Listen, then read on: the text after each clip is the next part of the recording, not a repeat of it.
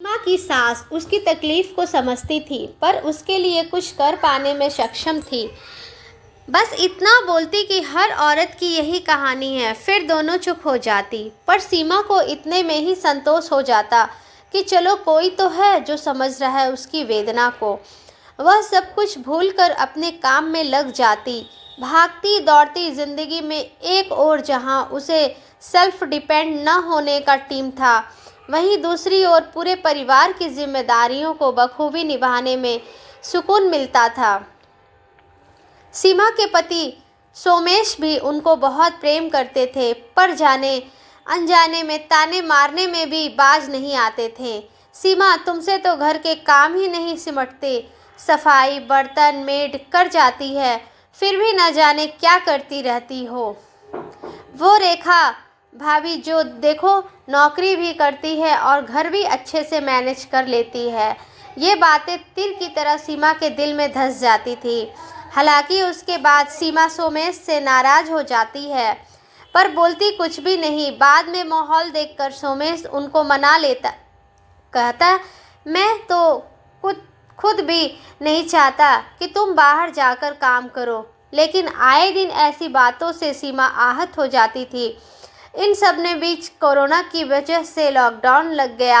अब सीमा के ससुर जी और सोमेश दोनों ने वर्क फ्रॉम होम शुरू कर दिया और बच्चे भी हरदम घर पर ही रहते। इस वजह से सीमा का काम और भी बढ़ गया। मेड से थोड़ी सी जो हेल्प मिलती थी वो भी ख़त्म। सारा का सारा काम उसे अकेले संभालना पड़ता था, जिससे वह बहुत थक जाती थी।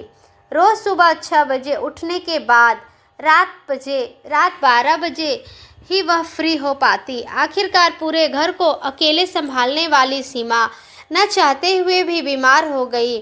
शुरू में कुछ दिन थकान होने पर वह स्वयं ही दवाई लेकर खा लेती और रोजाना की तरह अपने काम शुरू कर देती। एक दिन रात को काम खत्म करने के बाद सोने आई तो सोमेश ने देखा उसका पूरा बदन तप रहा है। दवा देने के बाद भी कोई राहत नहीं।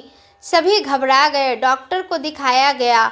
उन्होंने पूरी तरह से सीमा को रेस्ट करने की सलाह दी और हिदायत देते हुए कहा कि अगर थोड़ी सी लापरवाही हुई तो जान भी जा सकती है। भगवान ने मुझे सीख दी है। तुम तो जब से आई हो मम्मी पापा की सेवा बिना किसी शिकायत के करती रही और बच्चों में भी उचित संस्कार का बीजारोपण किया। ये सब मैं भूल गया था। अपने काम और अपनी मेहनत को ही सर्वोपरि मानता रहा। मुझे क्षमा कर दो। इन दिनों में मुझे आभास हो गया कि घरनी के बिना घर नहीं चल सकता। हम दोनों दो पहिया है गाड़ी के, अगर एक पहिया डगमगा जाए तो पूरी गृहस्थी लड़खड़ा जाएगी। सीमा की आंखों से झरझर आंसू बह निकले।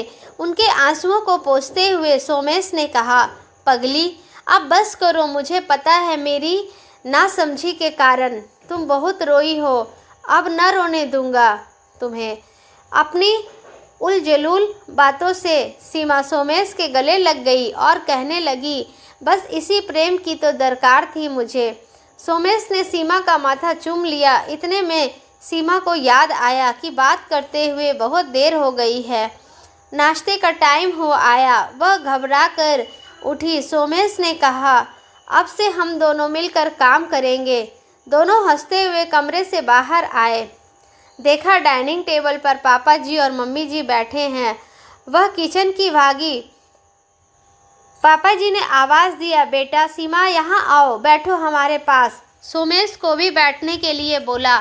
मम्मी जी ने कहा, बेटा सोमेश, जब से बहू आई है घर की सारी जिम्मेदारियों को ओढ़ लिया है, कभी खुद की परवाह न की। हम सबने भी किसी तरफ ध्यान न दिया। मैं भी यही करती आई थी और जब से बहू आई उसने भी वैसे ही किया। पर अब ऐसा न चलेगा। इस प्रथा को ख़त्म करना ही पड़ेगा।